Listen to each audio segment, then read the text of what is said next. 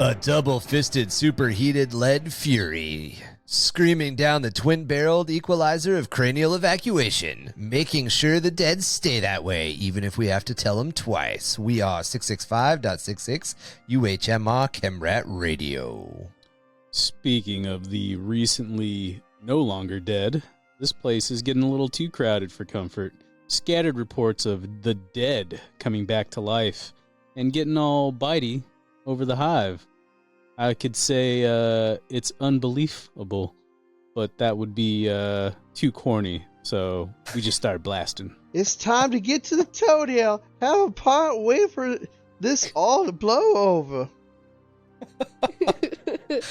Proving that you don't have to aim when plasma just deletes the entire upper torso, I am the ghoul-eliminating host with the most, Goblin King, joined today by a squad of Underhive street cleaners ready and willing to add to their kill tallies, proving you never have to reload if you rely on solid iron reassurance of a power maul. It's the Hammer Goon himself, Marky. What it is, host. Shotgunning undead heads faster than I have ever seen him shotgun a fungi beer. We have the Frost Hollow Polar Bear, ChuckerFly. Just remember, relax that throat to let it all slide in. Keeping us stocked with an uncanny ability to find ammo, although it seems like there's always an unfair distribution towards Lasmags. It's our own crack hotshot Kev. If I shoot more, I deserve more of the ammo. Pew, pew, pew, pew, pew. This is totally a fucking Darktide comment. Pew, pew, pew. And our special guest, all the way up from the edge of the sump, a four-armed rat, and our very own ammo rat today is Ally. Yo. Adopted her. She's got the sump lung, so I felt bad. So I don't. All right, don't do that. Don't do that. As long as she carries the ammo. Yeah. Yeah, You stay breathes quiet. away And carry from the us. ammo. I wasn't joking. Yeah, seen, not heard. Yeah.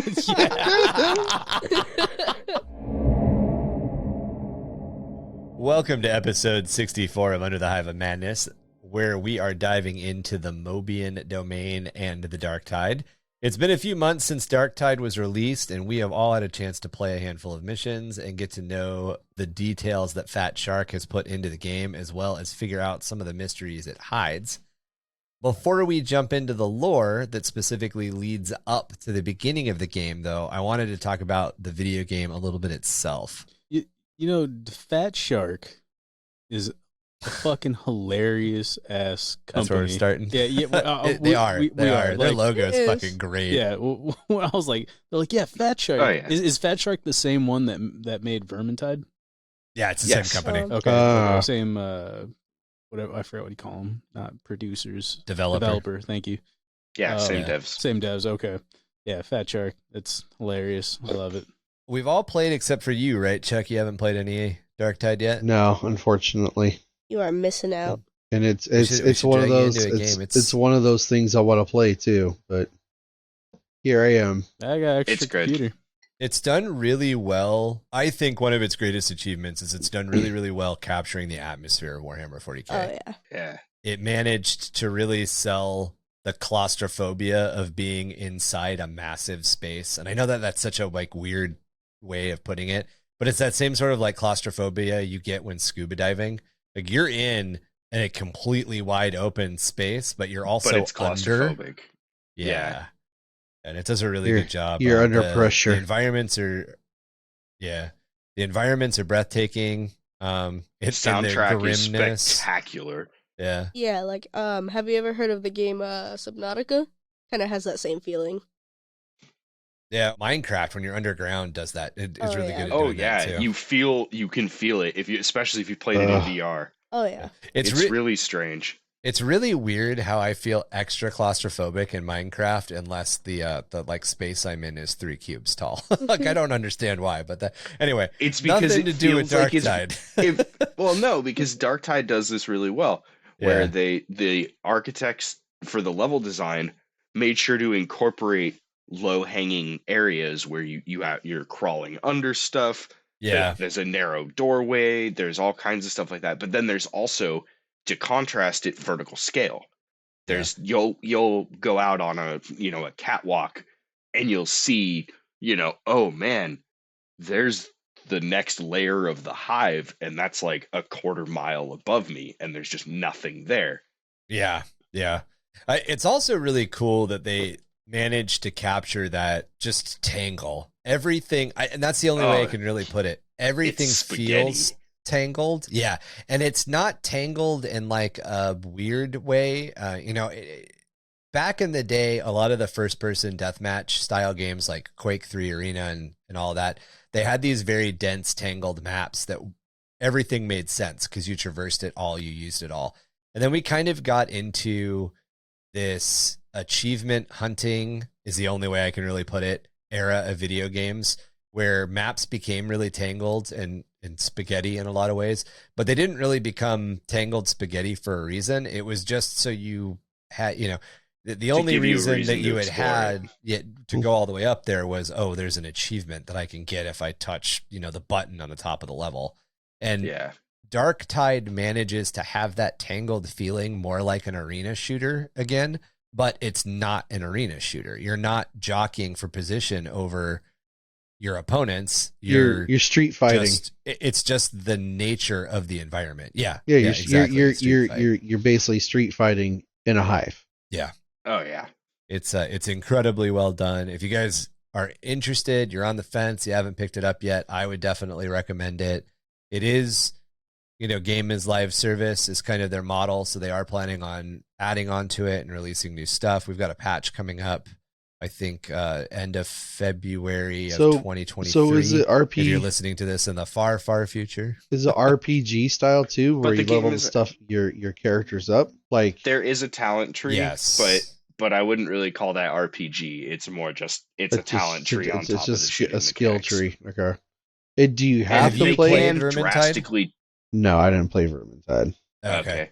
They do. They're in Darktide. It can drastically change your build if you tie in your equipment and your talent tree together. Yeah. To super specialize at something. But at the same time, you don't have to play the game like that. You can use whatever you want and spec however you want. It's just you can also ultra specialize by planning all that out ahead of time. Yeah. Gotcha. Yeah, there's 4 classes. There's the sharpshooter, who is a Imperial Guardsman veteran. There's the zealot, who is like a preacher, essentially a crusader. Yeah. If you want to tie it back to the factions, there is a psyker, who is the magic user, and then there's an Ogren, who's great. I started off playing psyker. However, my second build was a zealot, and that's probably my favorite character. She's great. She says the worst shit ever. Oh, she says the most fantastic stuff. So good. I love the zealot lines. The zealot's got the best lines. She pretty fucked up. That's all I'm saying. But yeah, it's been a lot of fun. I like the zealot's rush ability is pretty cool. It's so useful. You can use it to get in or out of combat. Yep. Do a bunch of extra veteran. Damage. My ability is useful to find snipers, but otherwise, I have really infinite grenades. That's pretty dope. Yeah, that's one of the veterans' talents is to regenerate grenades like every 60 seconds. That's awesome. So like I'm just hawking a grenade, just like, oh look, like 4 guys, like, oh whatever, boom, got him. I started out as the Ogren. Just because the wife chose the psyker, I think, and she was the head popper for a while. She didn't like it until she started popping heads, and then she's like, this is pretty fun. I'm like, yeah. Well, it's what's weird is with the psyker, you don't start with any abilities. Right, yeah. You literally don't have abilities. They just know you're a psyker, so you're fucking... It's the standard role-playing trope of like wizards and sorcerers are pretty trash at the beginning of the game. At the beginning of the game until you level up. You ramp pretty quick. Oh yeah, once you hit like level 5, they're totally fine because that's when you have an ability and a staff. That's what matters. Once you get the staff, you're a lot more utility-wise. Yeah. Marky, what was your favorite part of playing the Ogren? Throwing the entire crate of grenades and not doing any damage? That was my least favorite part. I was like, this is trash. Why am I throwing a box at people? I want shit to blow up. But I think there's like a skill at some point where like if you throw it at an elite or a higher it comes back. echelon, No, it actually does blow up if you throw it at, an Nice. elite unit. Like it blows up on contact. That's something cool. like that. Yeah, I don't recall really. I didn't use grenades too much just because they were trash at first. Oh, mine were great. It was fun. It was a experience being the slow tank. I mean, Tom was supposed to be the Ogren, and that wasn't my first choice. I really didn't know what I was going to play at first. I kind of liked the sharpshooter, but I liked it more. I wanted to be more of like a rapid fire person. Oh, that's how I play it. Yeah, not so much a sharpshooter, but I've got the Elysian pattern lasgun. I've played a couple of times with like different groups where I've been the only zealot, and there's been like 3 sharpshooters. So It's and they all play differently. Having a different team comp makes the game entirely different. I played one last night when I couldn't sleep, and I was like, all right, let's see if I can play Darktide and prep for this recording. And I played through one. I ended up with 2 other marksmen, one carrying a bolter. I had the rapid fire Elysian pattern lasgun, or Akatran pattern is what they call it. And then there was one using just the standard Cantrell pattern lasgun. So we each had the different like versions of guardsmen like loadout, and then there was a zealot to do like a bunch of melee. And it completely changed the nature of the gameplay. It went from being a huge melee hack and slash fest to like almost like a squad shooter. I like that. Because all of us were shooting. Yeah. Yeah. And so we were all, like moving through the corridors, like going through the side passages to like, keep choke points and stuff. It was good. Yeah, and the Ogren's meant for like more melee bashy, from what I hear, with like the slab shield and power maul. But I really like the twin link heavy stubber. That was Nice. definitely my home. Just all the DACA in the world. It was pretty nice. Yeah, Chuck, we got to get you to play the game, man. Yeah. What were you saying? Ally, sorry about that. Which class did you choose? I was the sharpshooter. You were the sharpshooter. Yeah. Yeah, I'll eventually have to buy it. Yeah, I mean, sharpshooter's like is more as like what's the step down, like a marksman? Yeah. You were more along those lines. I think I was pretty good at it. You were. I'm talking shit. Yeah. I'm talking shit. Oh my God. Well, and the game actually doesn't require you to hit people to be effective. Yeah. It's one of the few games that incorporates, well, it's actually pretty common these days. Suppression. But it incorporates it in a different way. If you fire a bolter and paste a cultist, the cultist standing next to him looks over and goes, "Oh fuck!" Yeah. There's and not... like goes to find cover. Yeah. As you play, are you able to change the look of the characters too? Yes. Yeah. And is there a another like say tree for staying loyal or going more chaos? No. So You work for the Inquisition. Yeah, you work for the Inquisition. Yeah. So we're gonna jump into the history and lore of the Moebian domain, which is the area of space that the game takes place in, and then we're gonna get, as we move through the history, we're gonna get up to the events that lead to the game. But from a gameplay perspective, or from the gameplay setup, as we move forward into this stuff, the last part we'll talk about, the most recent history we'll talk about, deals with an inquisitional team responding to some shit that's happening on the planet. And all of the players start as convicts who are given a second chance to redeem themselves in the eyes. Yeah, to redeem themselves in the eyes of the Emperor. And you are put into essentially, you start out as, I hesitate to say retinue. You're the Inquisitor's chaff, but as you move through the game, you work up. The more trusted you become and the more accolades you get, the higher up into retinue, and then of course operative. You become. Yeah. That's cool. Even the Ogren even the Ogren. Even the Ogren's a prisoner, a last chancer. Like what the hell? Yep. How the hell do they become a last chancer? They're just looking for food. When you build your character, you can choose a bunch of different things. You can choose the planet you're from. We'll get into this throughout the episode, but you can choose the planet you're from. You can choose what you did to get into prison and all of that. And like some of them are as easy as like dereliction of duty. And the way that it's even described in the little blurbs is like, Maybe you actually did dereliction of duty.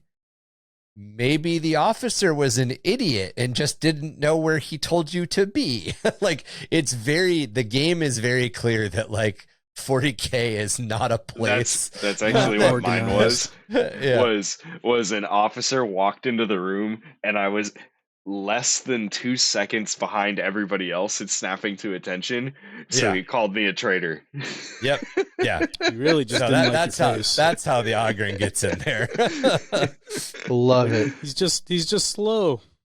Commander, he probably ate the commissar sandwich. Right, exactly, like something like that, or like knocked over the 90-year bottle of Amisec or something.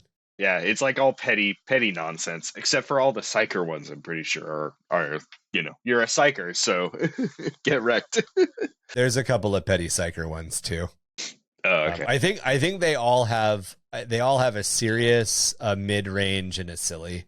I mean, like, I think there's 7 options, but essentially that's the way they're broken down. There's like maybe there's 5 options, but essentially the way it's broken down, there's a relatively serious one, a relatively middle of the road one, and a very like grim, dark, silly one. And by silly, I don't mean like you put a whoopee cushion underneath the commissar. It's things like your last name reminded the commissar of his first ex-wife's brother. So you were declared a heretic. Like, it's shit like that. I knew a Fred. I knew a Fred once. I knew a Fred. Everybody. It's like that scene in fucking was it History of the World? What is wrong with my friend's name? Dickus. He's like the Emperor's trying to get the dude to laugh so he can fire him. That's awesome. Welcome to the Moebian domain. This region of Imperial space is semi-autonomous and falls under the rule of the Lord Moebian Margrave of Hive World Atoma Prime. Lord Moebian Margrave also serves as the region's sector lord. Like many such regions, the domain pays its tithes and taxes to the Imperium while maintaining the ability to self-govern. The worlds are also highly prized for their manufacturing capabilities, which is a strategic asset to the Imperium. However, the region is bordered by several disputed territories of wilderness space, collectively called the Fringe.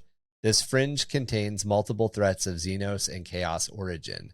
The Administratum ensures that these threats remain as much as a mystery to the average citizen as they can.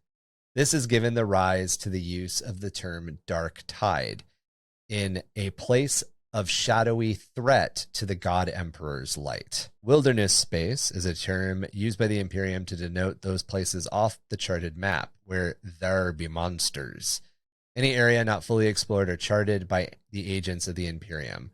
The galaxy is vastly, mind-boilingly huge, and the spread of mankind hasn't, even in the 42nd millennium, managed to uncover all of its secrets, hidden or far-flung regions. The warp might make some of these regions difficult to access. As we always have here on the podcast, we often compare the galaxy map and the way that the Imperium looks to the galaxy map like an ocean. There are things in the galaxy that just block off certain areas. You know, there might be a chain of islands, so to speak, in air quotes, that just make a region completely unnavigable. You can't get boats in there because there's too many reefs. That's kind of how the 40k universe treats the galaxy in a lot of ways. Other times, like with the Eastern Fringe, the Halo Stars, the Ghoul Stars, and the other areas we talked about in those episodes over Halloween time, the light of the Astronomicon just doesn't reach that far. This makes these regions less likely to be the focus of explorator fleets or the more discerning of rogue traders. Of course, as we've also talked about in a lot of the lore episodes that we've dived into, the less discerning of rogue traders, drug smugglers, pirates, and all that, they hang out in these areas a lot. It's interesting because Dan Abnett, who is responsible for some of the writing and the background of the game, likes using these spaces, and it makes a lot of sense. There would be millions of them all over the place. Yep. I mean, space is big. It's like I was saying earlier, the Last Chancers. I don't know if you've read any of those books. One of the books takes place, a couple of them, in this legit area. It's like, I think it's the second book, the second book, and it's like you're totally describing what was in the book. Where orcs are friends with humans because they get money. Yeah, it's so far removed that things that shouldn't happen. Yep. So the history of the Moebian domain. This area is theorized to have been colonized in the early stellar exodus, possibly as early as M15. Located in the galactic northwest of Segmentum Solar within the densely clustered area that is nearer to Terra than most. The domain benefits from being a tight cluster of worlds and systems that were near enough to maintain contact with sublight systems, meaning trade and mutual defense were possible as the long night of the Age of Strife settled in the area. Atoma and Crucis both weathered the trials of the Age of Strife relatively well, maintaining contact with one another and creating the basis of a functioning domain. The other worlds in the system eventually either fall to the Xenos incursions and Dominion, or like a lot of the worlds during the Age of Strife, became so isolated that they lost a lot of what would have once connected them to humanity as a whole. To Atoma and Crucis, these worlds eventually faded into myth and were lost until the Great Crusade. Several other worlds in the area became dead worlds, with the populations either being wiped out or destroying themselves. In the timeline of M41, these worlds became the subject of Mechanicus' Archaeo study, yielding archaeotech treasures and archaeological data. Atoma grew in power, its population booming as its industrial capabilities continued to expand. They developed the tools, weapons, and defenses needed to protect themselves and their allies on Crucis. The domain believed that it was all that had survived of humanity. Dan Abnett, as I mentioned just a couple of minutes ago, is really a master when it comes to weaving in all of this new Warhammer 40k lore. You know, the Moebian domain is not something that was referred to in Rogue Trader or 2nd edition or 3rd edition. This is something that he is weaving into current lore. All of the backstories with the domain and the video game itself have a lot of these like great kernels and foundations that we can like kind of use as development standpoints for other pieces of 40k lore. Starting small, just a couple of planets, leaving a little bit of mystery and hints kind of scattered all around, and easy connections that are established with what we already know of existing 40k lore immediately. Like, you know, how did this area go unnoticed? What happened to it? Why is it in this place? When was it rediscovered? Why has nobody talked about it yet? There's little ways to weave in all of these different kernels by just looking at some of these examples. Hasn't been important yet to been a story. Now it is. While many other worlds and regions of humanity saw the coming of the Great Crusade as a threat or even saw themselves as the true empire of mankind, the Moebian domain noble houses greeted the forces of the Emperor with open arms, glad to no longer be alone in the universe and to have a connection to their distant homeworld once again. As was often the case when a planet or region openly rejoined and rejoiced at reconnection during this era, Atoma was allowed to keep its existing system of governments. Being the first world to be liberated and being assessed as a benefit to the Great Crusade for its industrial production capabilities, Atoma was given the responsibility of system governments, immediately tasked with creating goods to logistically support the growing Crusade effort. Crucis is also liberated, its leadership placed under Atoma's authority, with Atoma becoming the system's capital and being redesignated as Atoma Prime. On the fridge world of the domain, the Crusade crushes the Xenos forces they encounter and bring those worlds back into compliance. In most cases, this means they completely eradicated all Xenos traces, but in other cases, they just reduced the threat to a place where it could be easily contained. These liberated worlds are then brought back into the domain. Leaving garrisoned forces in their wake, the Great Crusade moves on, trusting that any continued fringe conflicts will be well contained by those garrisoned forces and the domain's new leadership. The region and its several planets stay highly loyal to the Emperor during the heresy and after, along with continuing to produce and support the Imperium during this time, making it a highly valuable in the eyes of Terra.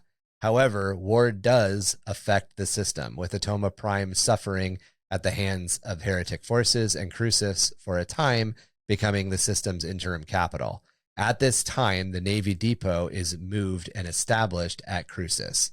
Atoma Prime takes time to recover post-heresy, although eventually power is transferred back peacefully, with the major Navy Depot being moved back to Atoma Prime.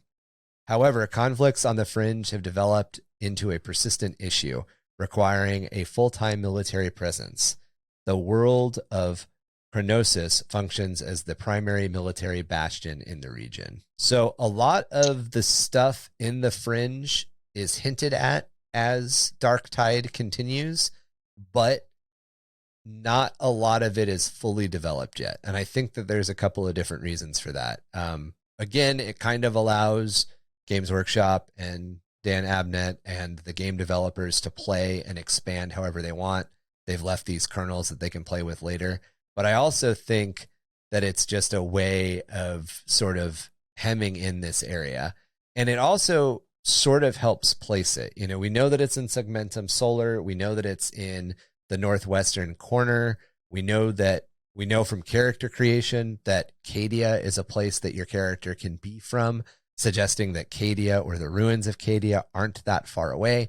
So I think it's kind of okay to assume that part of the Fringe might be bordering Segmentum Obscurus a little bit. So it's not saying exactly where on the map it's at in the official maps. It's just saying it's northwest. Yeah, it's not on any of the official maps. So that's going to leave it if they expand for what. So does it say which Crusade fleet found it? No. Well, it heavily implies that the Crusade fleet that found it had the Emperor in it. It was discovered early enough that the Emperor was there. And again, it's implied, it's not fully stated. Usually when I do all the research for the episodes, I'm going back and I'm going through a lot of like published books and stuff that's recounted in several editions. This, you know, the lore of Darktide is much more recent to now. As of recording of the episode, the game came out maybe 4 or 5 months ago. About 4.5 months ago. That means that a lot of this stuff is currently being developed, one, and two, it means that a lot of this was me digging through like developers notes and like interviews with the authors and stuff. So they're basically, it's not fully as far as we know, it's not fully designed yet, and they're going to trickle out the stuff probably as they expand it and all that. Yeah, well, and they're also planning on game as live surface, so there's probably going to be more game tie-ins. But Kev, do you know whether or not Dan Abnett's working on novels set in the area? I do not know that. I do know Luton was given special pre-authorization to the entirety of the actual lore and did like a 2-hour video on it, and that's the only That's the only video that has any lore on the entirety of the story. Oh, interesting. Yeah. So yeah, he's actually a really cool YouTuber who also does lore. I mean, 40k is huge. All of us that do lore are going to pick up on different things, and our shtick as Under the Hive of Madness is usually breaking down this stuff to look at how we could write our own stories. Luton's got some really good information. I think he's got 2 videos on Darktide at this point. He may have 2, but I remember when it first came out, that was like how he introed into it. He was like, I'm really honored to have been given this, you know, the opportunity to actually introduce the lore to the community, you know, something along those lines. But yeah, he was basically, he's the only person who was given that lore. So he got That's to cool. read through it and either like talk to the devs or something along those lines. And then he made a big long video, but I haven't seen a single one since. Much easier way to go through it than piecing together developers notes and looking at different conversations on Reddit and trying to like triple verify information. Yeah, it probably would have helped if you had just done that, but you know. If the developers had handed me the backstory, it would have helped.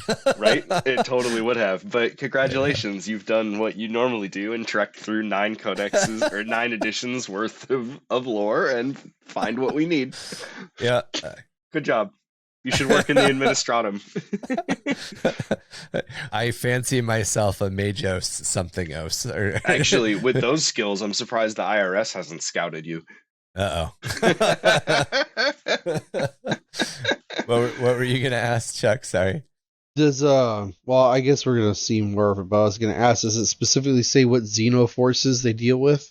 Or is it just... we're actually going to get into that and kind of in the next little chunk here. Because I have a theory. A theory. So Imperial records are heavily redacted between M33 and M35, meaning Ryan couldn't find a lot of shit. The scant hints that do exist point towards an escalation of fringe conflicts against Xenos forces, with those Xenos even eventually pushing into the domain's territory itself. Civil war between the noble houses and even the guilds is also hinted at, with a power shift happening in the hows and whys of Lord Moebian.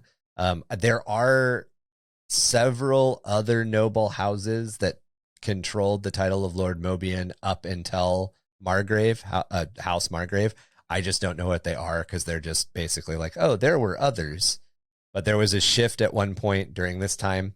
With the shift in power, the Hive Cluster mega project is started on Atoma Prime, which will eventually become the basis of the Hive city of Tertium. Tertium, thank you. You know, they say it at me enough that it should be in my head. Atoma's Prime ecological biosphere also starts to collapse during this era due to the Civil War, industrialization, and massively expanding population. The Xenos threats isn't ever really quantified, and it's just sort of generically referred to with the term.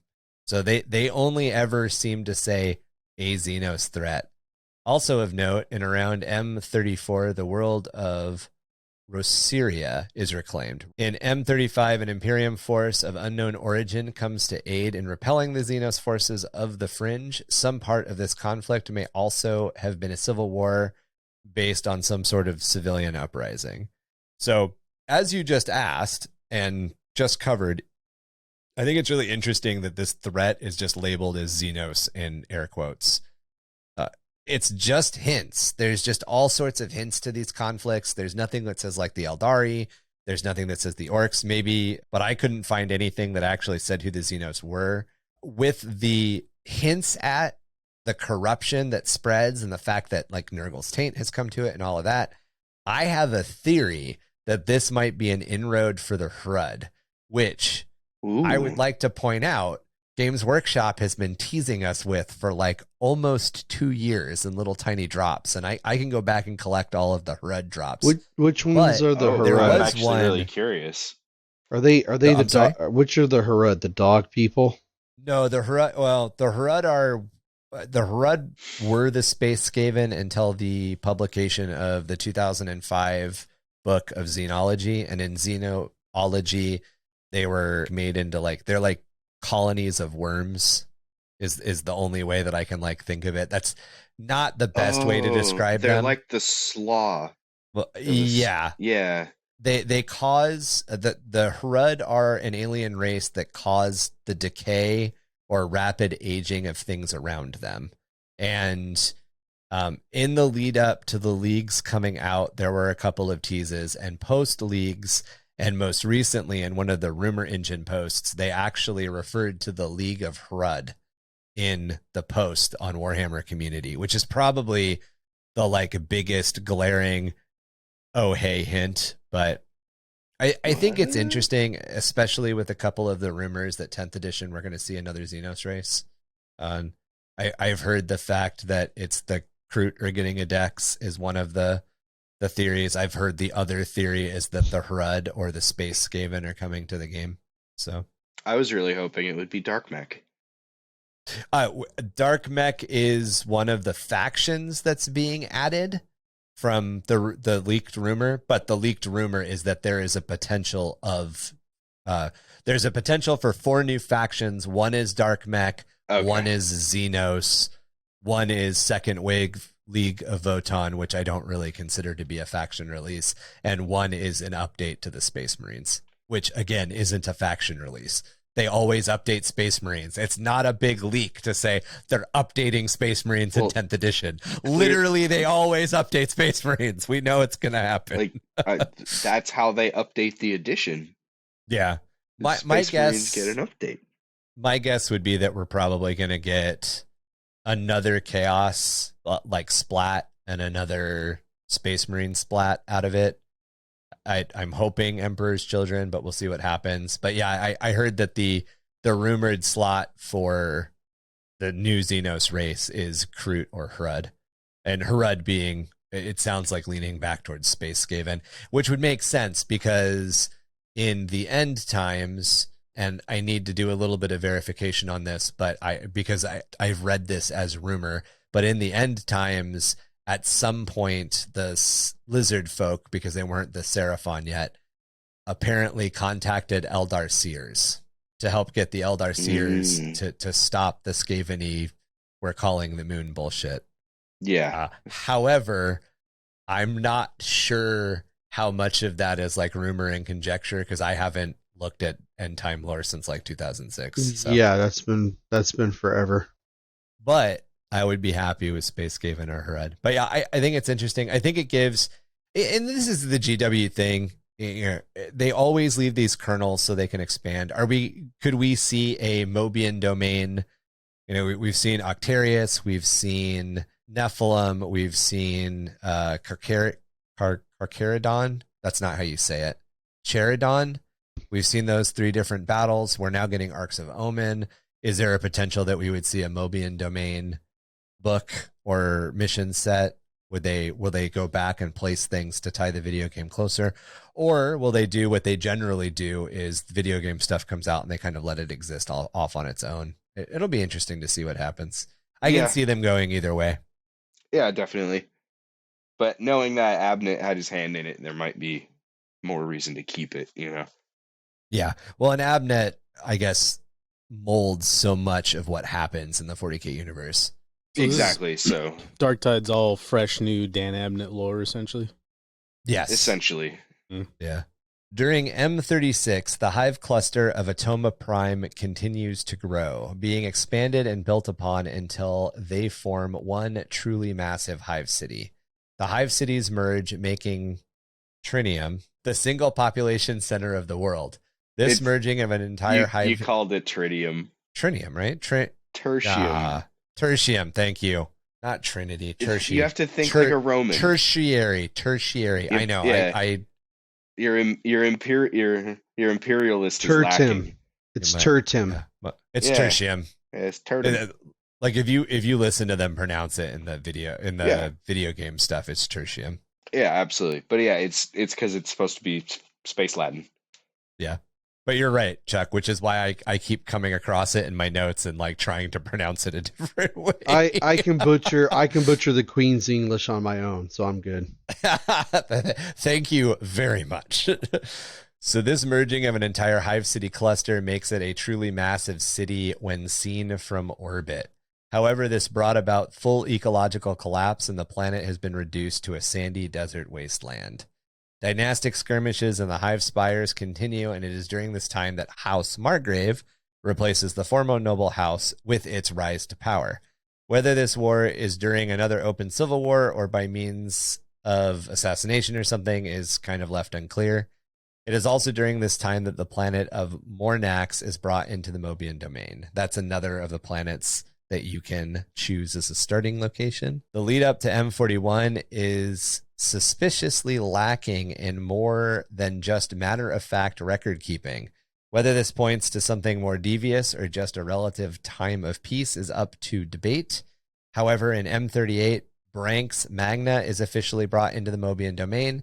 In M39, Incron is reclaimed by the Moebian domain, and for an unspecified reason, the Navy Depot is moved to this new location here. The only reason I say that is because if you read the Incron stuff in character creation, it says that's where the Navy Depot is. So obviously it moved again. No idea why, but it moved again. In M41, Pavane is charted and brought into the Moebian domain. And there are also no major wars with any Xenos at all, which doesn't make a lot of sense because that's M36 to M41 is a chunk of time. I think that a lot of this is done, and a lot of this is stuff that I kind of pieced together by going through the game's opening and the data the information lore that you can actually get through the game itself. I think a lot of this is specifically done to like hint at the fact that the troubles with cultists are brewing during all of this. They're not ever confirming anything. They're not outright stating it. They're just building paranoia. Or why can't there just be peace in the Imperium for once? Because that doesn't work that way. Yeah, it does. Building paranoia for good reason. I'm telling you, it works that way. I'm pretty sure they're building paranoia. Chuck's like, why can't it just be nice, Ryan? Yeah, I mean, come on. You follow the rules. Why can't we have nice things? You follow the rules as an imperial I citizen. think you're part of just the fine. time it was actually nice though. Like there was a peaceful, like good time. But then Yeah. Have you seen Nurgle's blessings? Of course. Of course there's gonna be cultists. There's always cultists. People really love them big boils, you know? Hang it from the side of their cheek. They love picking at him.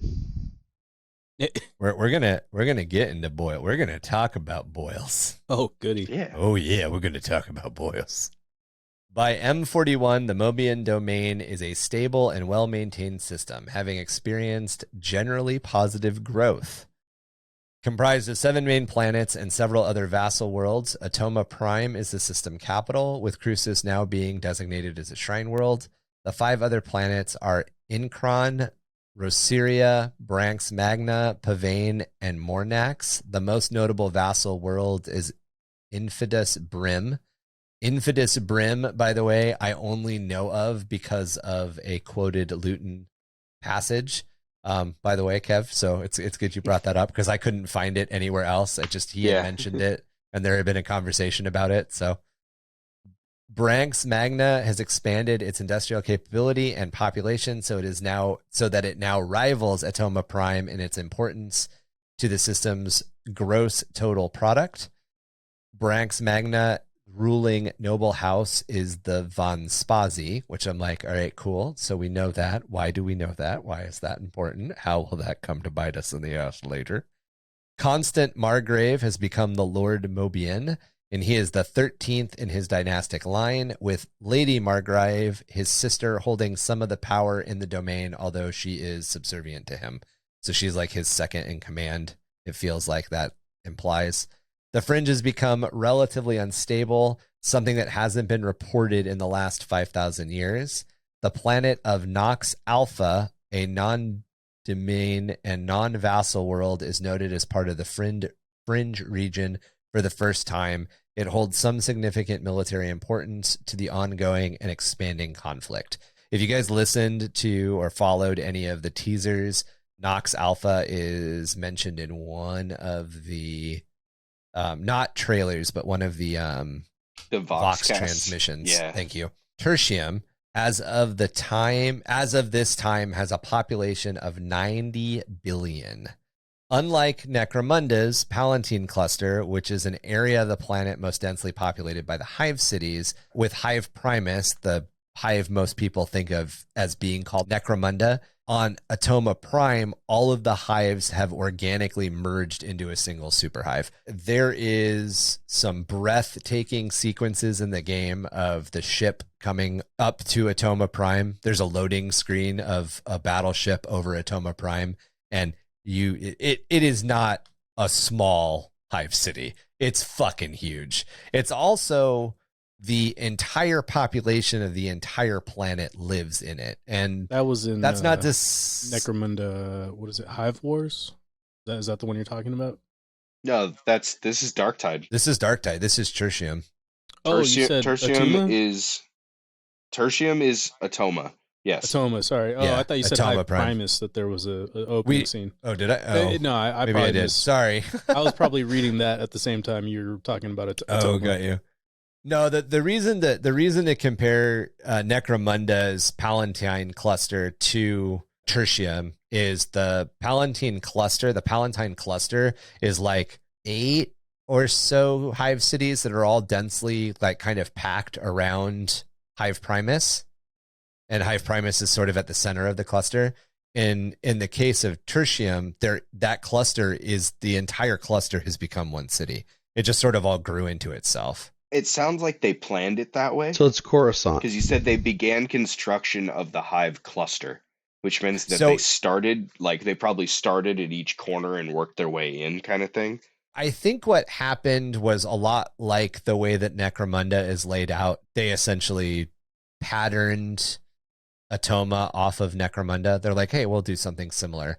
And Okay. in a lot of cases, other hive worlds do this. And actually getting into that, the organic merging of tertium is important as it points out how different parts of a city might have open areas or even have these like nicer places. As you're playing the game, you'll kind of come into these areas that look too nice for how low into the hive you're supposed to be. You also see these like weird abandoned areas or places that are completely stripped of everything, which kind of just goes a little bit more towards it. And at one point, I can't remember the mission we were doing, but we ran across that bridge with those giant chains. I think this is when you and I were playing, Kev. Oh yeah, with the spotlights. Yeah, and there's that, and you run through a hive, like you can tell you're running through the shield wall of a hive. Yeah. You're like, oh shit, we are coming up on a shield wall. So it builds these like interesting little places. And again, that doesn't mean that, just like Necromunda or just like any other massive hive world, that shanty towns and micro settlements don't exist outside. They probably do, but the vast majority of the population live within it. Even on death worlds, they have. Yeah. So. And I think the thing that kind of separates, that there's sort of a couple of different ways that hive worlds can kind of evolve. Atoma Prime is probably not the only planet that has, all of the hives have grown into one major city. We obviously have talked about Enconopolises before. We talked about them in the 40k origin video that I did with Chalk. And Coruscant is an Enconopolis. Terra is an Enconopolis. That's where the entire planet is essentially covered in one city. The Imperial Palace of Terra is described as being the entire Himalayas that have been flattened and turned into a hive city. You would 100% see that from space. It'd probably be about the size of Tertium too, come to think of it. Probably. So it definitely happens. However, you've got Necromunda where there are clusters. I think the Palatine cluster is in the northern hemisphere, kind of like the North Pole. And then there's cities that kind of there's hive cities that kind of range out. And then there's another cluster at the South Pole. When we do our planet spotlight on Necromunda, I'm sure we'll dive a little bit deeper into it. What we did, however, with our lore, with Arconia, we don't have hive clusters at all. And a hive cluster is essentially when a bunch of hive cities are like really close to each other. Think of like Tokyo and maybe that's a bad example because I can't remember the name of the other city. Think about like the Demolition Man idea where San Diego, Los Angeles, and San Francisco have all grown into one city just over time. Or, London is technically two cities. Yeah. And I was Tokyo is technically two cities. I just can't remember the name of the other city. Yeah, I didn't even know that. That's crazy. It's not Okinawa, it's like, right? It's not Okinawa. It's like kind of like LA, Greater Metropolitan is kind of like absorbing San Bernardino and Yep. Or like again, like in the movie Demolition Man, LA San Diego to County. San Francisco is one city now. Yeah. San Angeles. East and West Berlin. Right. Well, that was one city, and then it was two cities, and then it was one city again. Yay.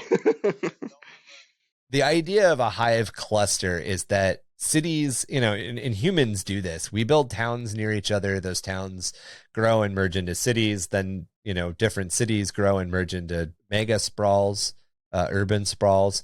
And a hive cluster is just a bunch of hive cities really near each other.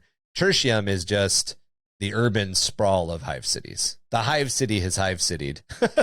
Yeah. Hive city's gonna do what hive city's gonna do. It's a right. But Arconium doesn't have that, and that's because of the way that we came up with the economy of Arconia. It's all based on old ice harvesting rights. So all of the hive cities on Arconia are located wherever those original ice harvesting rights were held. When the colonists came to the planet and were given their writs by the planetary governor, at that point, probably not even the planetary governor, probably like the sector governor, the space marine who is vaguely in charge of the sector. So those guys landed and they established their first little, like, we're cutting ice blocks. And wherever that camp was, eventually grew into a hive city on Arconia. And the reason that clusters don't exist on Arconia is because the economy constantly relies on the profitability of ice harvesting. And eventually, over hundreds of thousands of years, you would deplete all the ice on a world. Unless the noble houses, like Modus, go out and capture ice-rich comets and asteroids, and then gravitationally tether and drag them back into degrading orbits around Arconia. So in Arconia, you're not going to put 2 hive cities or a cluster of hive cities next to each other because you want large areas of undeveloped land where you can where drop the these debris from the comets and asteroids can hit without destroying anything. Yeah, exactly. Was it like Pearl Harbor? What? Pearl Harbor. Wait, What? Crashing asteroids into Well, don't what? No, line everything up. Armageddon.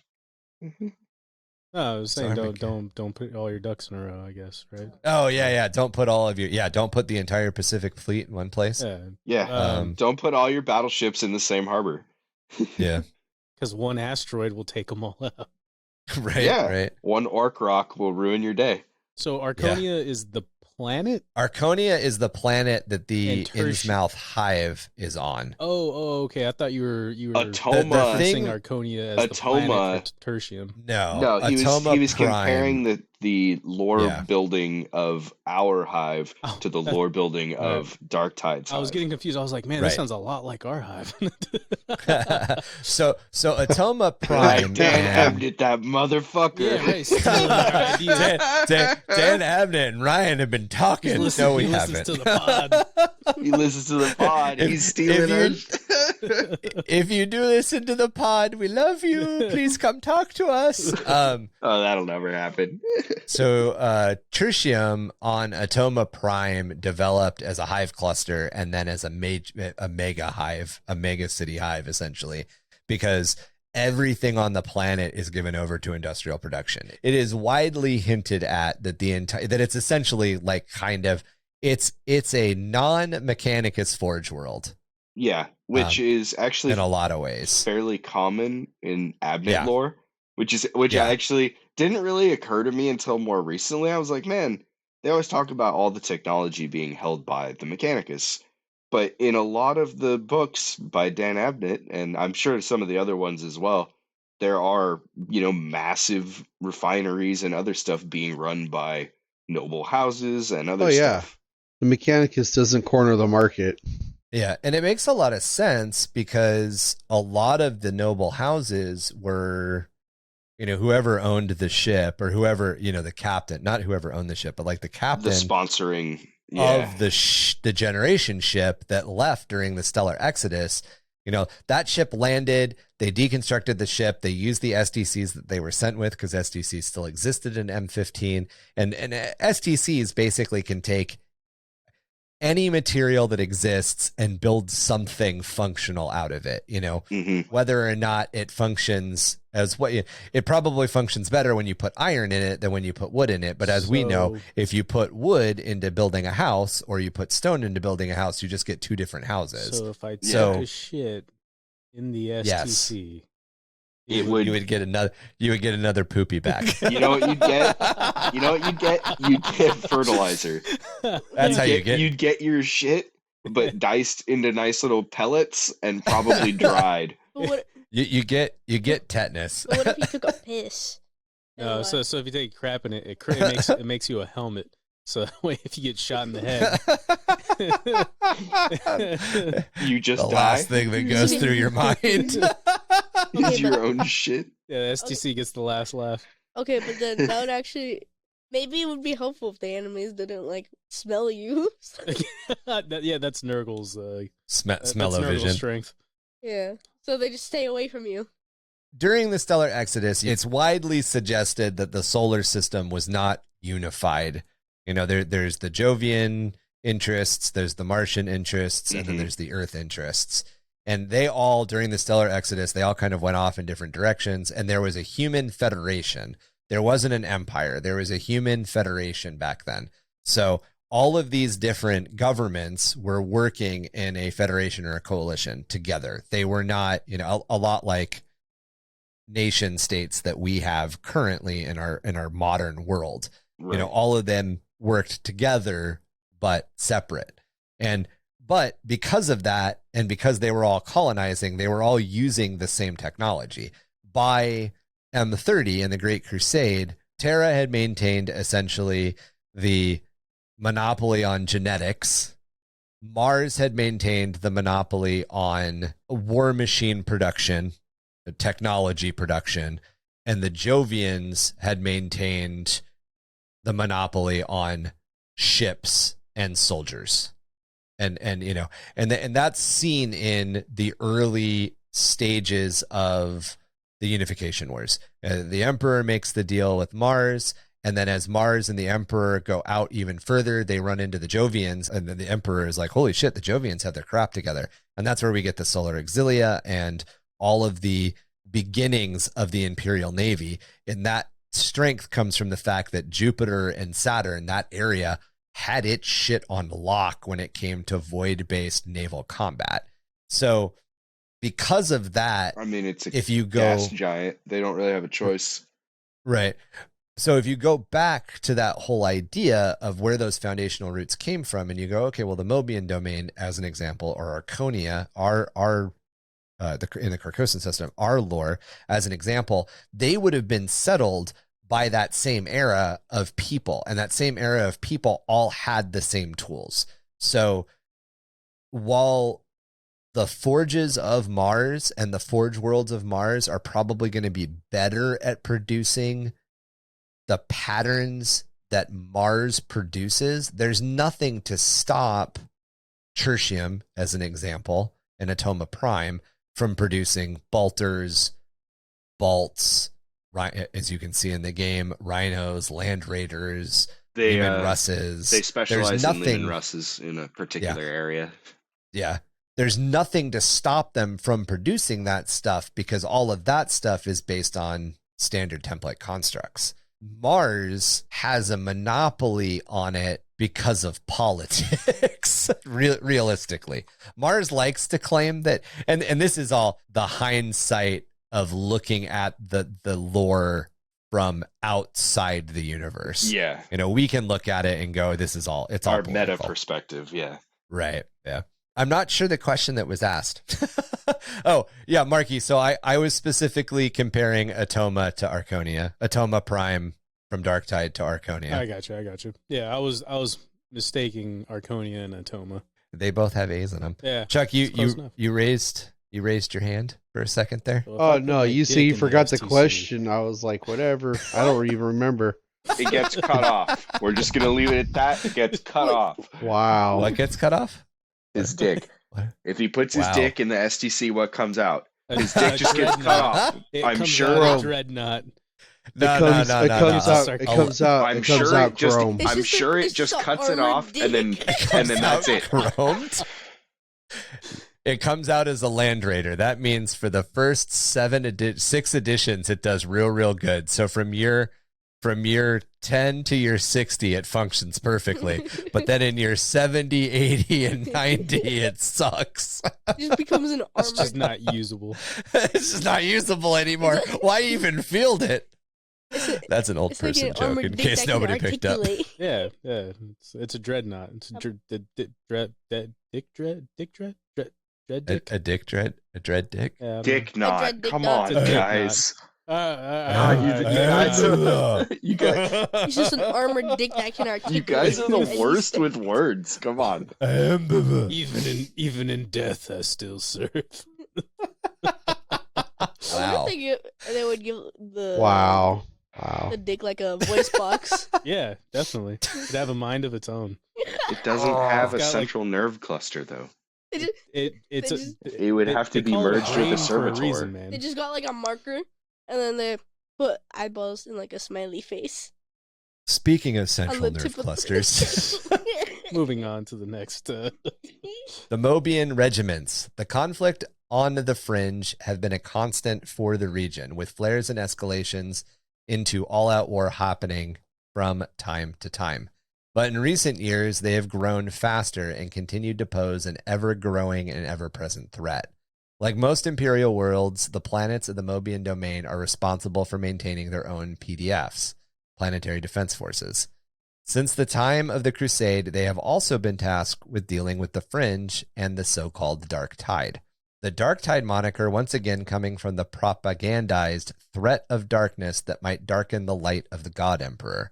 The region is protected by the Moebian regiments of the Astra Militarum. Most of these regiments are raised from the populace of Atoma Prime and Branx Magna and their teeming hive cities, but all the worlds of the region are also called upon for this duty. These regiments have been embroiled in a near constant border conflict of the Fringe for centuries. Due to the propaganda of Lord Moebian and the Administratum, raw recruits are entirely unprepared for the truth of these battlegrounds, some even possibly not believing in the existence of Xenos at all, as they are so shielded from the truth. These young guardsmen, called Lasmen, are tossed into the deep end against the domain's many Xenos and Chaos threats, learning in desperate trials by fire on the many death worlds of the Fringe Wars front lines. Damn, dude. So they don't even get the title of guardsman. Yeah, you're a Lasman. Well, it's what they call their guardsmen. The Moebian regiment specifically use the term Lasman. So do they basically, the man in front has the gun and the man in back has the magazine? Is that how they march them into combat? No, they're equipped like normal, but the Administratum in the Moebian domain spends so much effort trying to just block any knowledge of Xenos or Chaos forces that none of the common people know that they exist. And I like this because it really forces that idea of the book 15 Hours. These are fucking raw humans.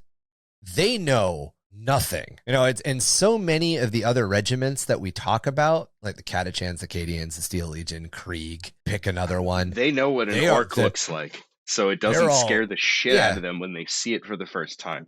Imagine they're all embittered. They're embittered veterans before they leave their world. Right? Like they grew up in such a shitty place, so like an orc isn't that much worse. Yeah. But Mark, imagine fucking fresh boot you meets an orc and you've never ever heard of one ever. Like you've never seen Lord of the Rings, you've never seen Warcraft, so you've never even heard of this thing, and you see one for the first time, and that's what you've got. Normally I would agree with you, but fresh out of Marine boot camp, literally it's brainwashing to just murder is on your mind. Like it is. So even but then so that's not really a fresh raw human. That's but they're trained for that as well. These are the raw boot camp guys. They're trained. You know, they're drilled and trained, but they don't have any realistic expectation of what they're facing. This is the trigger, and the pointy end goes that way. Yeah, it'd be a little bit more akin to like you're a raw recruit, you're sent out onto the field. And day one, there's a fucking tank, or it's like some shit that you weren't really prepared 20th for. level wizard who is legitimately shielded by magic, which doesn't make any sense because you've been trained to believe everything dies by bullets. My weapon is but your weapon doesn't work. It's a las gun versus an orc. And he's shooting chain lightning at you, and it's going through like 12 tanks, and they're all detonating. Like it's a level of no one has prepared them for the actual battlefield. Yeah, they've been prepared for the Administratum washed battlefield. So this is where that shit helmet from the STC would really come in handy. So you take that off, shit your pants, and reinforce that helmet with more material. Oh yeah, plaster it on there. That's where that helmet comes in handy. And then the other side doesn't fight you because the other side is Nurgle, and they're like, my He's boy. one of us. Yeah, see, it's a genius STC, really. One of us. And then the commissar shoots you because he thinks you're tainted. No, the commissar doesn't because he also has a shit helmet. Just a bunch of shitheads. Am I surrounded? Or what is that? Assholes. Oh, he's an asshole too, sir. I knew it. I'm surrounded by assholes. These troops are thrown into the meat grinder. Those who survive eventually do learn the nature of the Darktide and how to fight it tooth and nail, although some learn possibly too much. The propaganda machine keeps an extra tight lid on these conflicts, meaning that maybe only a handful of the more important victories ever get reported on back on Atoma Prime or any of the other worlds. Combined with long tours, those not broken by the physical and psychological trauma of their grueling combat experience are often embittered by the lack of recognition and support they receive when they are back home. This is kind of that in American history, or in world history, I guess is probably a better way to say it. There's definitely generations of warriors that have come back and like their country just doesn't accept them. This is the environment of Atoma and Branks. Nobody accepts them when they're home. They are treated as outsiders. Not only are they treated as outsiders because they've come from a foreign place, even if they're from there, but even the war that they're fighting isn't contextualized in a way that any of the citizenry understand. They were off fighting. Great Frontier War. It's distant. Yeah, it's exactly. Not. It's not real to them. It's way over there. Who gives a shit? Yeah. While some of these soldiers can rise above and become heroes and paragons of the Imperium, serving bravely throughout their long careers, others are changed by what they fight. The insidious touch of the Darktide worms its way into them, and the touch of the warp changing them into the very thing that they were set to fight against. The Moebian Sixth became seduced by the lies of the chaos god Nurgle, and they now seek out vengeance for what they were forced to endure during the Fringe Wars, as well as the opportunity to spread the dark truth that they have discovered. Believing the dark ways, they have been shown by chaos to be the way toward the light and salvation, much better than the lies and stagnant chains that hold them to humanity's false Imperium. These troops later will lay siege to Atoma Prime, seeking to share their truth with every living soul, or destroy those who won't listen. All that pretty much brings us up to where the game's opening cinematics and a lot of the you're in the menu and you're starting to read gets you set up. Everything we've talked about up to this point. So, becoming a Nurgle cultist. What do you Ryan knows where I'm going with this. It's an STC covered in shit. Oh. That you put your dick in. So you're ruining my jokes here, Chuck. You calm down, all right? So, does it start with sharding yourself? Is that step one? Oh, you beat me. I was about to say, where do you put your shit? Step one is the bad grandpa scene where he sharts on the wall. or the skit in, what is it, Jackass 2, where they go into the hardware store and shit in the toilet on the sales floor. Or the diarrhea volcano. So it's essentially Jackass. That's Nurgle Cultist 101. Watch Jackass and do all the gross shit. Yeah, exactly. Fart into a that's vent. that's like teenage Nurgle connected cultists. to your friend's head. Or fart into a funnel that's connected to a helmet your friend is give your friend pink eye. I imagine Nurgle's gifts. Yeah, I imagine it's probably a little bit more like your seduction to Nurgle. It is like you've got trench foot from being in the trench forever and you just want it to go away, and you have tried everything else. Acceptance. And finally something answers you, and the something that answers you is Nurgle.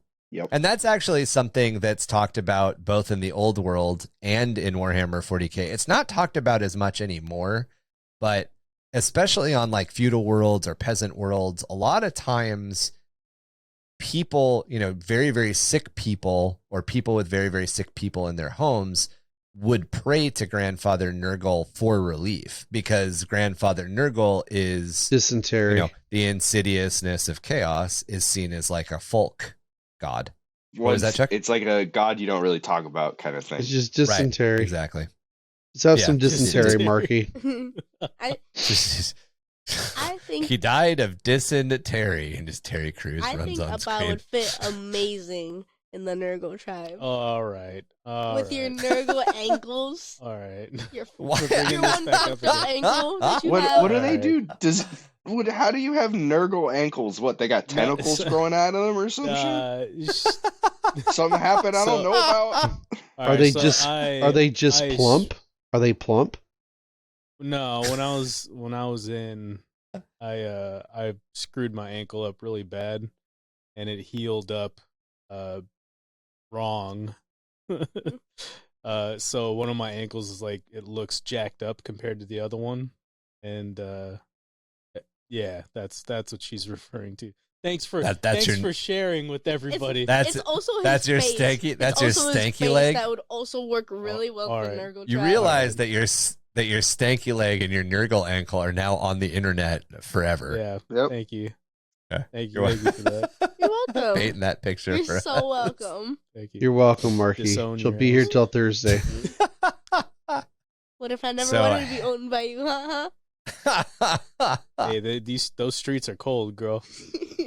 Yeah. So is my fist what? In your face. Whoa! This is getting real over there. Guess somebody's sleeping on the patio tonight.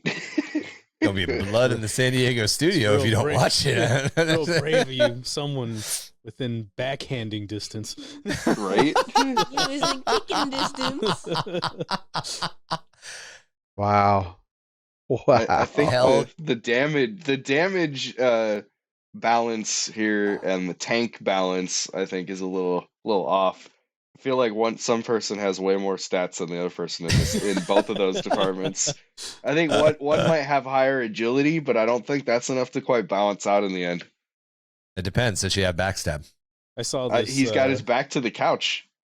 That's true, but that doesn't matter. You just have to be flanked by another enemy. I saw this this video the other day where it's like it's just the two of them, though. It was this lady picking up a rabbit, and it says when your friend has 1 strength and 99 agility, and the lady picks up the rabbit, and the rabbit's friend runs up and just like chainsaw like foot kicks her a bunch, fury on her, and it's just not doing it. It's not phasing her, and it's just like a million paws a minute, just like, and it's just nothing's happening. It's just like, yeah, that's about right. Like a bunch of the comments were like one. The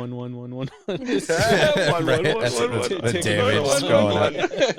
Oh my god! When you're a level 1 person fighting a 100 level boss. Yeah, about right. Hell comes to Hive Tertium. The Hive dominates the planet of Atoma Prime, being massive even when seen from orbit. It houses the entire population of the world, some 90 billion Imperial citizens, and some say that this number now even approaches 100 billion. In the depths of its underhive and other forgotten and misplaced places, the chaos cult known as the Admonition took root and spread. The cult is dedicated to Nurgle and very quickly spread throughout some of the Hive's population. Rumors suggest its roots may have been planted in those soldiers that were returning from the front lines, touched by a corruption from their conflicts against chaos.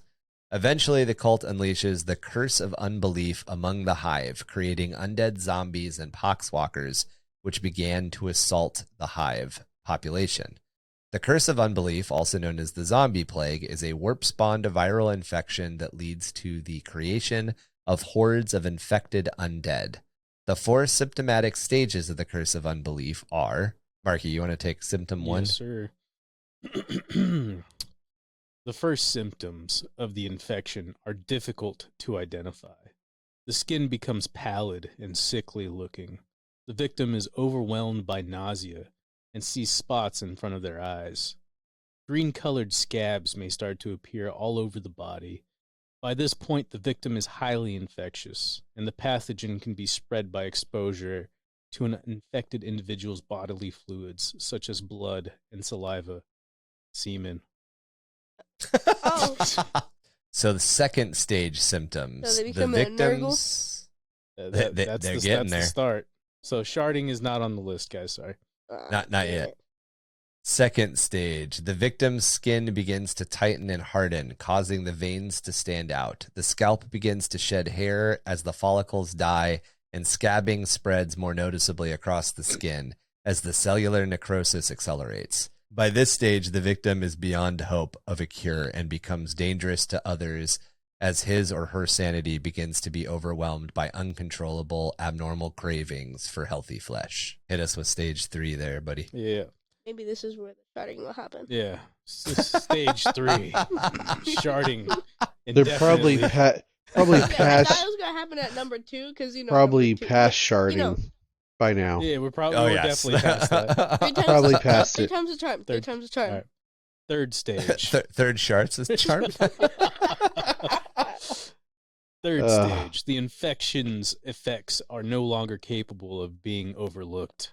The face becomes marred by sunken cheeks, thin lips, necrotic white skin, rotting teeth, and large areas of the skin that have decayed into vast swaths of seeping, pus-filled cysts.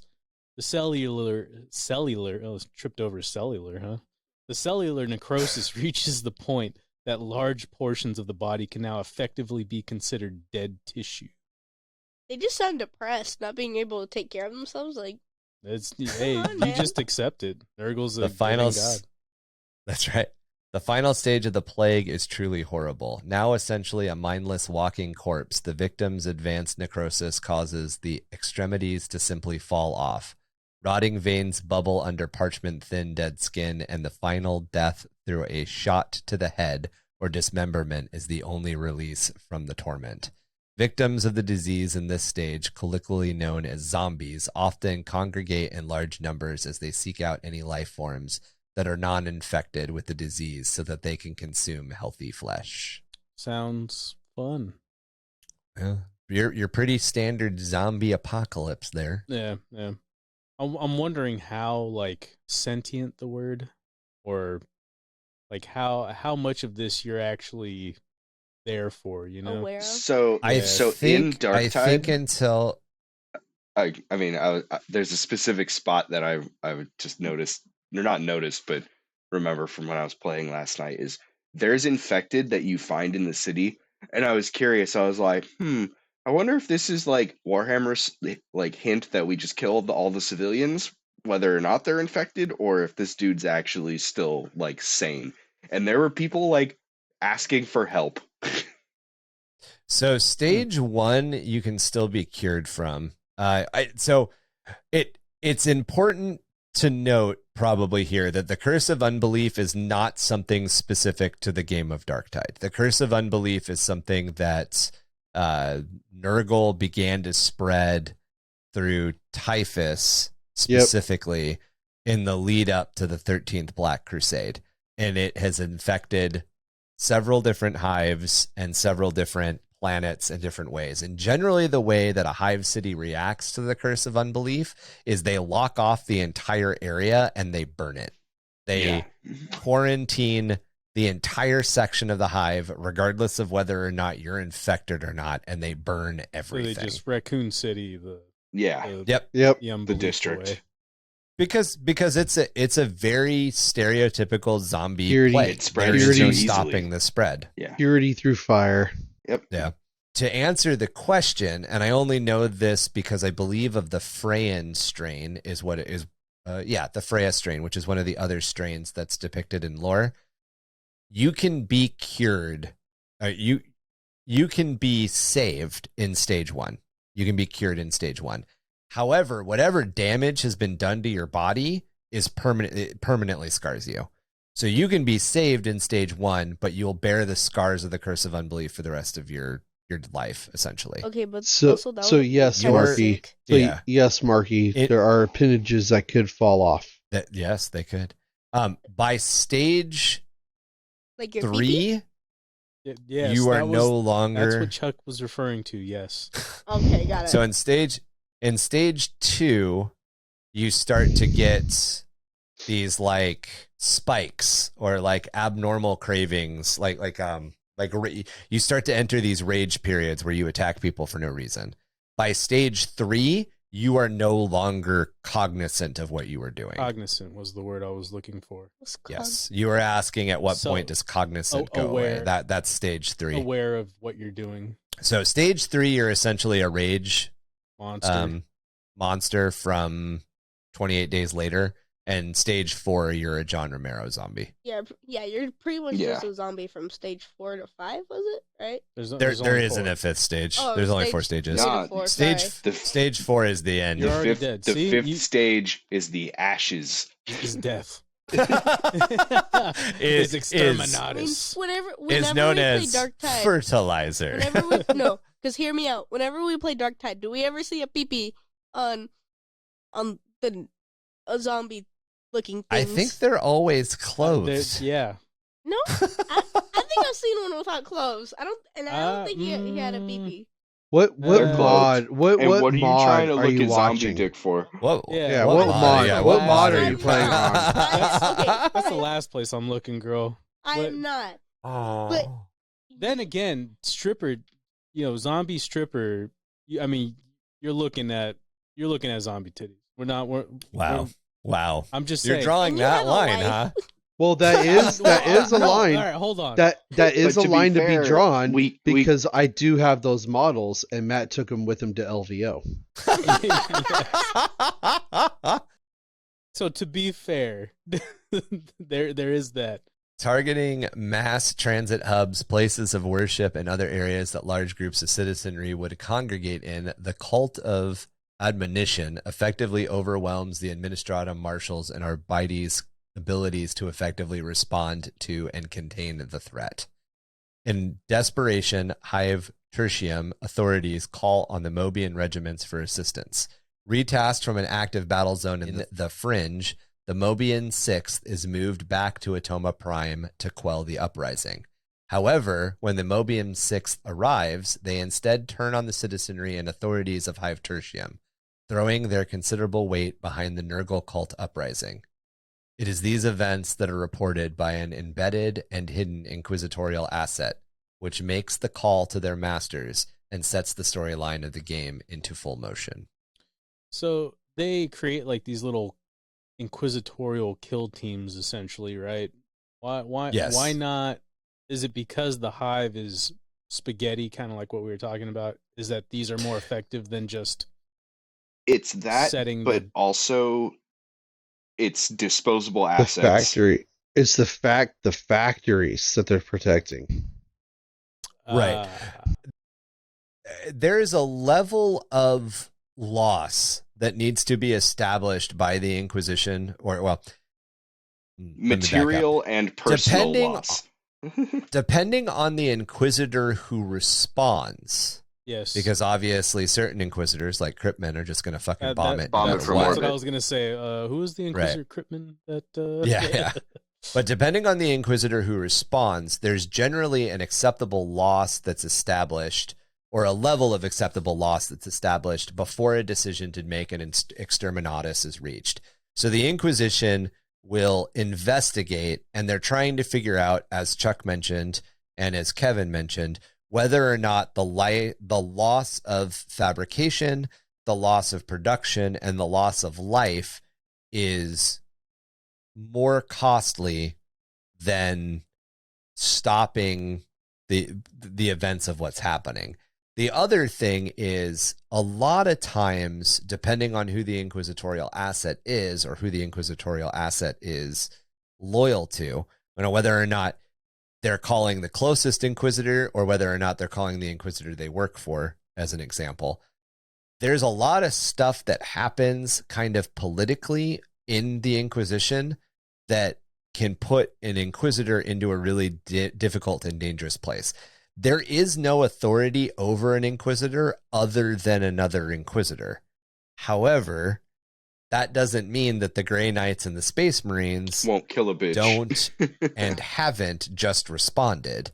1, and 2, just kill a bitch. And 2, the Inquisition internally is constantly warring with itself. So in this particular case, the Inquisitor who responds is trying to establish their necessary steps, or their necessary checklist to decide whether or not necessary steps, right?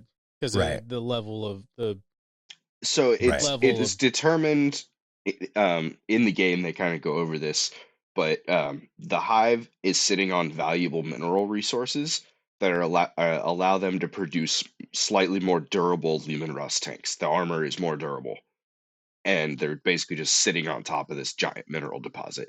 So it's determined that they can't just nuke it, because that would ruin the ability to do that.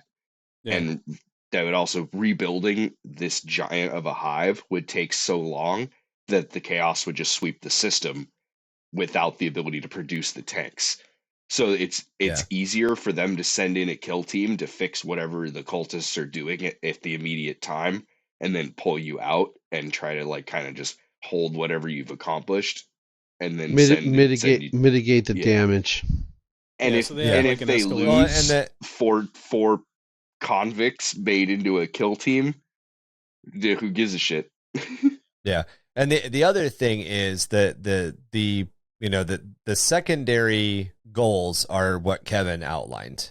That they want to go in and they want to stop, or they want to mitigate, or whatever. The primary goal, though, is that you are collecting intelligence. Every time you go in and you do a mission and you come back and you report on the success or the downfall of the mission, the Inquisitor at the top, the person that you're not connected to in any way, shape, or form, that none of the kill team, none of the commanders that are sending the kill teams out or anything have any connection to, is assessing the information that's coming in to decide, is it worth deploying the Astra Militarum? Is it worth calling for the assistance of the Space Marines and doing a full world purge, conquering purge? Is it better to just exterminatus and try to stop it here? And does that mean exterminatusing the rest of the system? Can Branks Magna take over for Atoma Prime as the main producer? There's all of these different things that are kind of being balanced against each other.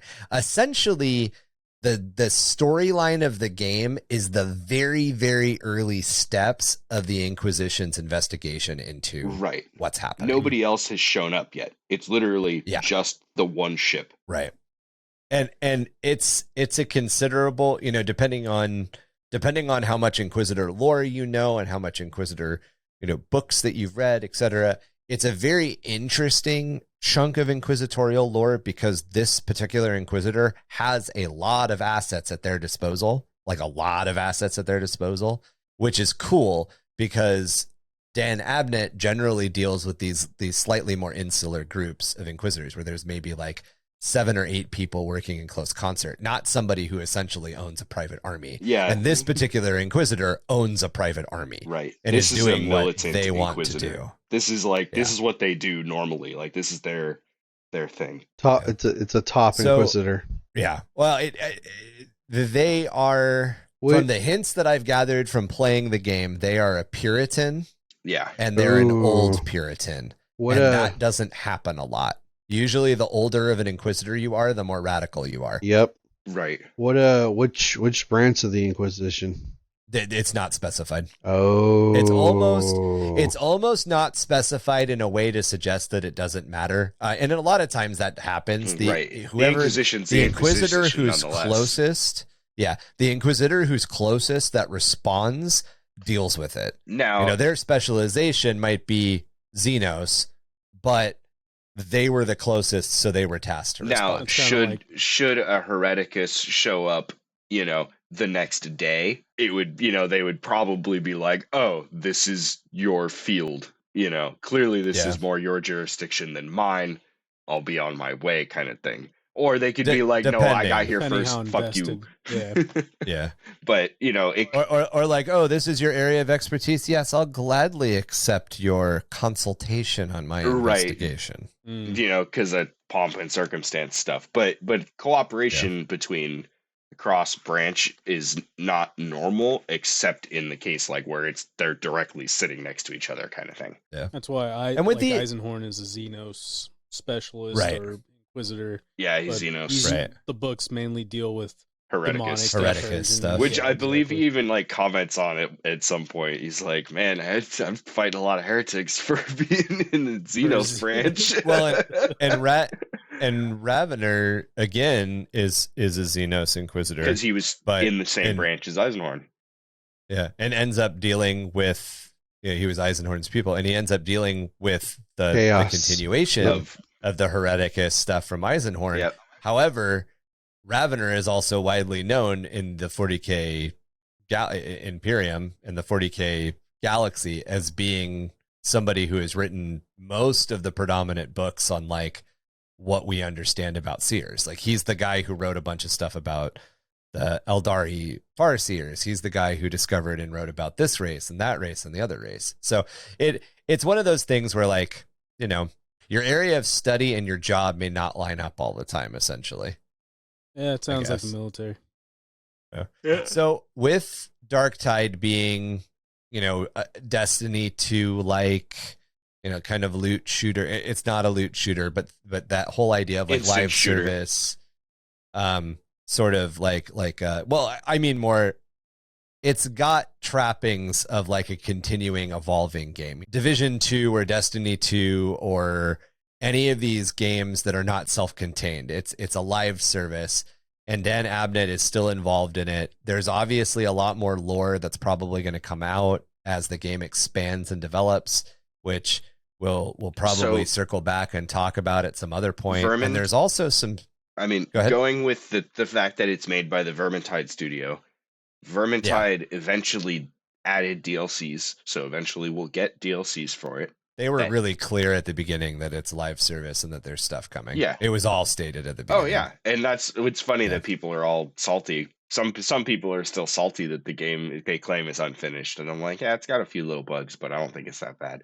And in general, the content is still rolling. Like, that's what we expected. It is not nearly as bad as a lot of people have. A lot of people who have reviewed it for being an unfinished game. I'm like, what are you talking about? Yeah, it's well within their history of adding in other enemy factions. We could get 100% Chaos Space Marines. We could get orcs. We could get Tyranids. We don't know. We could literally get whatever. We could get Gene Stealers. I actually think Gene Stealers would be a great one. We also didn't talk about all of the worlds that are available in character creation. And one of the ones we didn't mention was Mezzalina Valoriana. And that's offered as a starting homeworld, but it's described as a forested moon. And it's actually pretty unclear whether or not it's actually located in the Moebian domain. The other one is Cadia. And it's interesting because Cadia is offered as a blasted pile of rocks that used to be a Necron tomb world. So you can straight up start as a heretic. No. If you pick Cadian. You can start as a Cadian. Yeah, if you pick Cadian, you're a heretic. You're a mutant. No. Right. Well. Yeah. Mm-hmm. I see what you did there. There's obviously a lot more that they can do. Actually, I think that there's two hints with the Cadia thing. I think that it's either the fact that Cadia is so freaking popular that they felt the need to put it into the game. But also feel that it might be a link to where the Moebian domain is actually located, because it would be very easy, especially being in the northwestern part of Segmentum Solar, for it to be right up against the border of Segmentum Obscurus, which would be very close to the Eye of Terror. Just a warp jump away. Yeah, very, very, a warp very skip close. And a jump. And also, as Kev may have been about to bring up, Cadians are pretty freaking widespread in the universe. Yeah, they're all one over of the place. Cadians are freaking everywhere. And with how these noble families operate, all the excuses for the veteran, all the like dereliction of duty, like nonsense, petty, totally would make sense that it'd be some Cadians passing through. And they're visiting Imperial General, blah blah blah blah. You didn't salute fast enough, blah blah blah. Or Cadians that were part of a regiment that was completely destroyed, and like, what do you do with these? Yeah. You've got 55 Cadians from this one regiment. You don't have any idea. Throw them in prison. We'll figure out what to do with them later. Yeah. Like we literally, it becomes an error on an administratum, and I think that's actually one of the options you can pick. Yeah. Your imprisonment is an error on some administratum. Yeah. Somebody filed the wrong paperwork. Yeah. But I think that, as Kevin was saying, they could introduce, obviously it'd be super dope if they introduced Hrud or something crazy from the fringe, some crazy xenospecies, but I could see them doing Necron. I could see them doing Gene Stealer. I could see them, anything. I feel pick something. I don't think I can Necron see Tau. wouldn't necessarily. Tau I don't can have any see melee. Tau. Oh, that's because Chuck doesn't play the game, but. So 80% of the combat is melee. I'm saying Tau. I could see Tau too. I can see Tau because in novels, Tau are out in the fringe of space as well. So it's there. Yeah. It's there in the book lore already. Like the Tower are out there. Like they're on the opposite ends of space, and just everybody kind of ignores them. But what interest would they have in invading a Nurgle hive, or like a Nurgle infested Imperial hive? Well, but look at the manufacturing. Look at how Vermintide dealt with it. Vermintide's original story, Vermintide 2's original story dealt with Skaven. I can't remember the city, but yeah, the Skaven attacking the what fucking city is it? Skaven attacking the city. Yeah, we'll call it the city. It's got a name. And then Chaos Bane, which was the expansion, dealt with an area outside of the city. So in a very similar way, the DLC for Darktide will likely could take place on any of these other planets. It could take place on a fringe world. It could take place on Nox Alpha. There's so much possibility for that. Right. They can pretty much, and it'll be interesting. It'll be interesting to see how the lore develops. Dan Abnett's obviously still involved. I'd love to see some novels. I'd love to see some official lore. I'm gonna go listen to the Luton one, any of the other lore that I can find on it now to see how close I was. But yeah, this is a really fun one, guys. I got to dig into a lot of like big brand new probably lore. Should have given the warning up at the top, but warning down at the bottom. This is all brand new lore. A lot of this was rumor. Most of it is stuff that I could verify with several different sources, and that's something I always try. I always try to verify with a GW source. In this case, that wasn't necessarily 100% viable, but I did verify most of this information with several different sources. I actually didn't include one single weird Reddit conspiracy theory, although there's some fun ones out there. If I saw it on Reddit and it seemed like it may have been real lore, I tried to find 2 or 3 other places it existed and was published. I have my own conspiracy theories that I'm developing that kind of goes in line with why they're sending in the kill teams. It's the Inquisitors working for Nurgle, and they're just feeding meat into the grinder to drain the Imperial assets.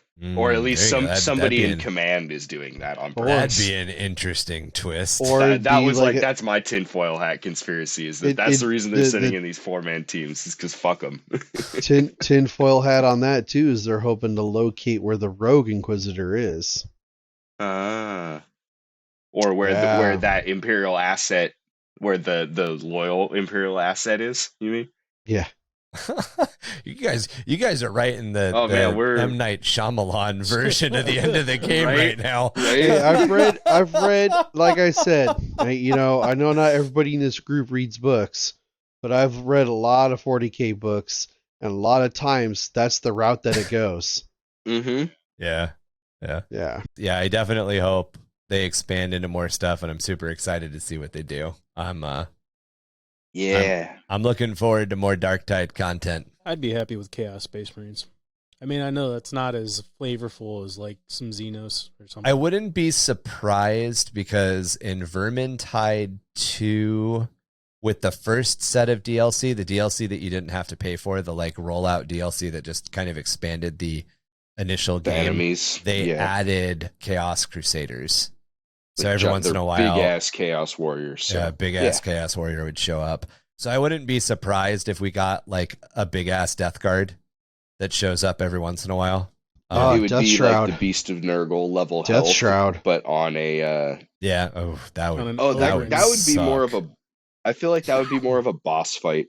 Yeah, that would because the one like high value target guy that you kill, has like the real proper boss fight. That dude's got the refractor field and stuff like that, and it's just like he's like a commander. Yeah, he's such a bullet sponge that a Death Shroud Terminator would literally take the entire party's ammo. Yeah. But then you wouldn't have anything for ads, and you probably still wouldn't kill him. Yeah, the like Crusader guys in Vermintide 2, for like every 10 heavily armored people, like normal dudes, maybe one of them will show up. Yeah. So when a squad of 10 heavily armored guys shows up, there's one big guy. So that'd be interesting to see. That would be cool if they had something like that show up, That about covers all of the official Darktide lore we could find, and honestly serves as some great examples of foundational and expanding kernels that you can use when creating lore in the 40k universe. As more of the lore is introduced, I'm sure we will eventually return to explore more of the Moebian domain. If you want to get in contact with us about the show or share your own short stories, lore, and spooky dookies, you can do that by reaching out to us at either with underthehiveofmadness@gmail.com or jimdarkgaming@gmail.com. You can also get in contact with us through our Discord community. There we chat about Warhammer 40k, lore, the hobby, and tactics. Plus, we talk about Age of Sigmar, Warhammer Fantasy Battle, Magic the Gathering, creative writing, video games, role-playing, and all sorts of other stuff. You can also check us out on Facebook, Instagram, TikTok, and at www.underthehiveofmadness.com. Like and review us wherever you get your podcast fix. Our home is Spotify and Anchor FM, but we are on Apple, Google, Audible, Stitcher, and many, many more. Support us through Patreon at www.patreon.com/underthehiveofmadness. Patreon members get access to video podcasts with minimal editing, so you can see our faces, follow along with whatever we're looking at on screen, and hear all of our bloopers in real time. All Patreon levels also get access to our quarterly painting contests. Plus, we have perks at higher levels, so go on over and check all of that stuff out. Nothing settles the undead jitters quite like a round of drinks at the Toenail. Plus, in a pinch or a zombie outbreak, they even let you keep your guns. And don't forget the toenail shots. Remember, the Toenail is neutral territory for all the Hive gangs, even those with the shiny Administorum badges and their polished jackboots. Nothing stops the signal, not even acid rain, razor sleet, chem snow, or the restless dead. Remember, Hivers, always shoot for the head or destroy the brainstem. It's just science. We are the Screaming Rebellion of Truth, 665.66 UHMA Chemrat Radio, reminding all of you Chemrats, Hive mice, and some ghoulies to keep those dials fixed right here. Same ratty frequency for a dose of the same ratty-ass attitude. Always remember to cover the mirrors of the Hab in black cloth whenever a four-armed emperor has claimed a new victim, for their reflection might just return. Yeah, that's creepy. I try. All right, motherfuckers, go read a book. Yeah, read a fucking book. I have one.